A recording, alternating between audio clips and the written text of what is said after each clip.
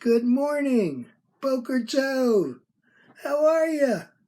It's Tuesday. It must be Torah Tuesday. Cool.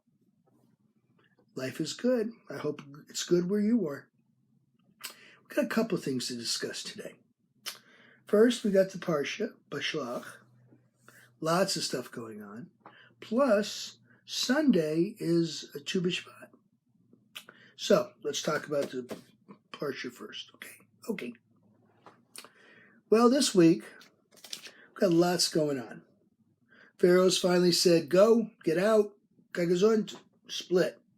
So Moses tells everybody to get your stuff and let's get the heck out of Dodge. Okay? So, we're getting to the Red Sea. Okay? So, let's talk about a couple of things. First of all, God says we're going to take a different route. We're not going to take a direct route. We're going to go serpentine. We're going to confuse Pharaoh.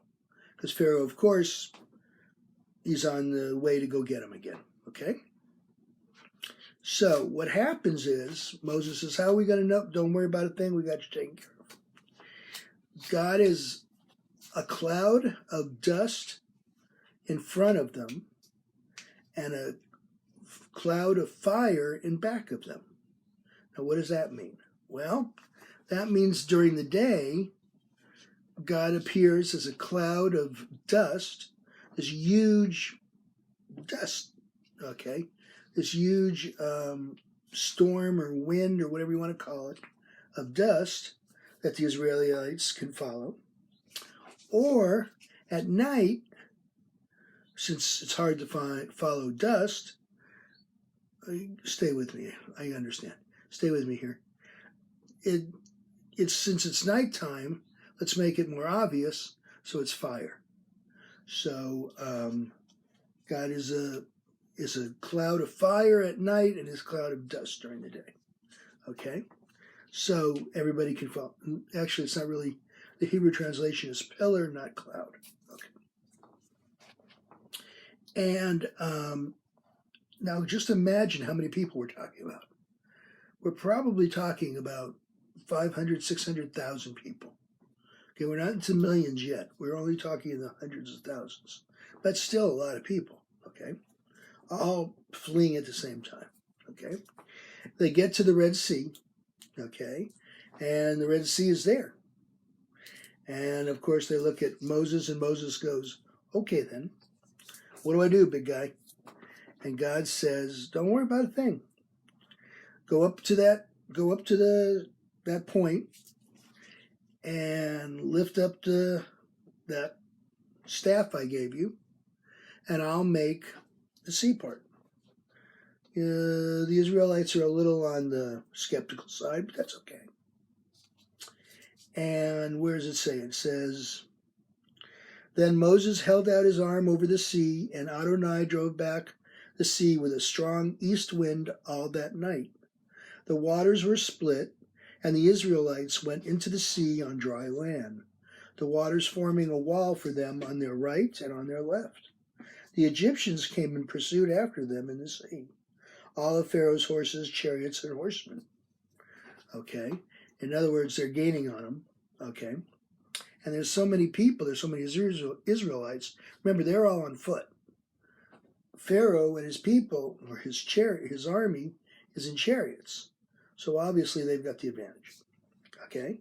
So God opens up the sea, and it's dry land for the Israelites. So what happens? They get through, but they're starting to lose their resolve.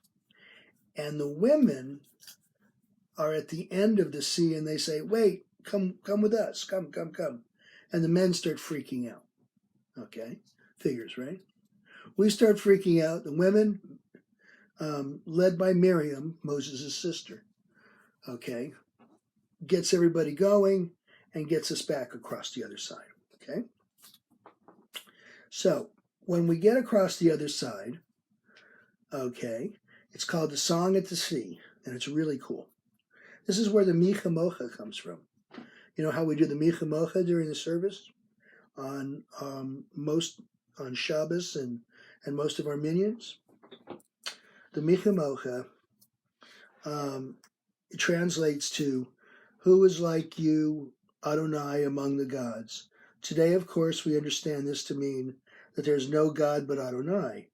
But the Torah may have meant that just what it says, that Adonai is the greatest of all gods people worship. Remember how God presented himself. I am to be the God above all the gods. I am the God who's going to lead you out of the land of Egypt. Not until later does he say, I'm the only one. Okay? So you have to remember the way the Israelites are thinking. Okay? So they get across and they do the song. They do the song at the sea. Miriam and the women take up their instruments and they sing the song. Okay? Now, here's a couple of problems here. Israelites get across. As soon as they get across, God closes the sea, and of course Pharaoh and all his army are in it, and they all die. They all drown. A horrible death. So, the rabbis have been wrestling with this part for eons. Okay, for centuries they've been wrestling with this one part. Is it right that Moses and Miriam were at the other side rejoicing the demise of Pharaoh and the Egyptians? I mean, it was a horrible death. Are we supposed to be that cold? Well, they've been talking about that. The great rabbis have been talking about that. And no, we're not supposed to rejoice in somebody else's death, but we're supposed to enjoy the victory. I'm not sure what I got out of that. So you tell me what you got out of that. Okay? So that is what's going on with crossing the Red Sea. Okay? So we've crossed the Red Sea. We're on the other side. And now we're getting ready for the rest of our adventures. Okay? So that's this week's portion. Now, let's talk about Sunday. This Sunday is Tu B'Shvat. So what is Tu B'Shvat? I'm glad you asked. Tu B'Shvat is what we call here in America Arbor Day. Okay? It's where the environmental movement started. Okay? Tu B'Shvat started about 1890, 1900. Okay? And basically it's celebration of nature. Okay? We celebrate a couple of different ways. In Israel, they plant trees. So in America, we try to plant trees or send money to plant trees in Israel. In also, it's where the green, what do they call that? Oh, I forgot right now. That day, the national day that we think green. Think of Tu B'Shvat as the beginning of the green movement.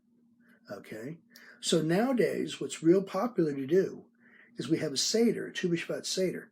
But we don't have it. Women have it. It's really neat. Women do a Tu B'Shvat Seder and celebrate being a woman and nature and all that good stuff. Okay? Yeah, we're not invited. Sorry, guys. Okay? And it's really neat, though. Seriously, it's really cool. And a lot of congregations do this now. And we celebrate, and some scholars think, oh, it was just the beginning of the harvest, but it isn't. Okay, because the beginning of the harvest is not, we're only in February. And sometimes it's in January, February, okay, depending on the calendar, where it falls, okay. So it's not yet, the spring hasn't sprung yet. Yeah, got it, okay. So Tu B'Shvat is more important than that, okay. It's to remind us of Tikkun Olam, repair of the world. We're not here to take, we're here to be caretakers of God's world. Okay? So if you get a chance, do something on Sunday. It can be plant a tree. It could be not answering the phone. No. It could be learning about the earth movement, something, recycling something. Something we can do.